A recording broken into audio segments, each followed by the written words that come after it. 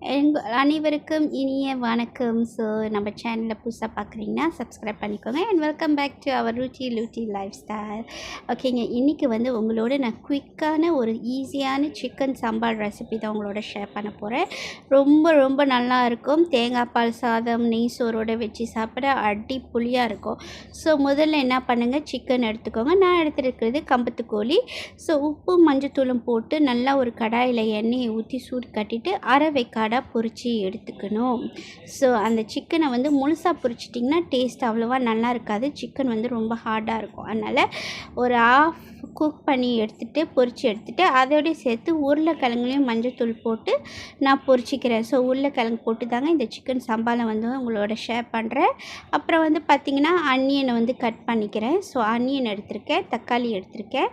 அப்புறம் அந்த பேலன்ஸ் அந்த சட்டியில் உள்ள கோழி பொரிச்ச எண்ணெயை நீங்கள் டிஃப்ரெண்ட் பாத்திரத்தில் வந்து ஊற்றிக்கிட்டு பேலன்ஸ் கொஞ்சமாக எண்ணெயை வந்து ரிமைன் பண்ணிக்கோங்க. ஏன்னா அதில் தான் நம்ம அந்த சம்பல் செய்ய போகிறோம், அதில் தான் ருசியே இருக்குங்க.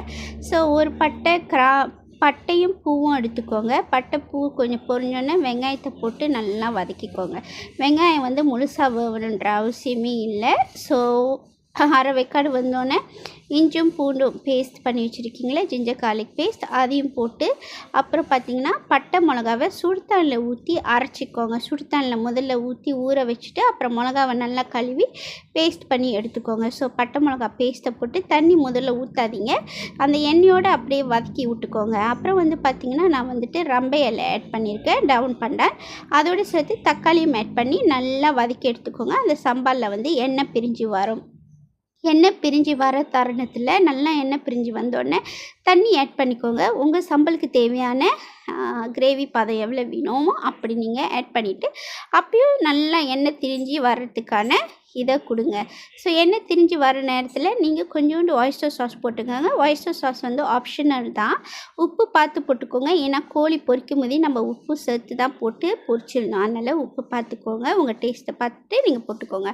அப்புறம் வந்து பார்த்திங்கன்னா இந்த பொரிச்சு வச்சுருந்த கோழியும் சம்பளையும் வந்து ஆட் பண்ணி அதோடு சேர்ந்து அந்த சம்பளோட வேக வைக்கணும். ஸோ நல்லா வேக வச்சு அது நல்லா வந்து நீங்கள் பாருங்கள் எப்படி எண்ணெய் திரிஞ்சு வரும்னு.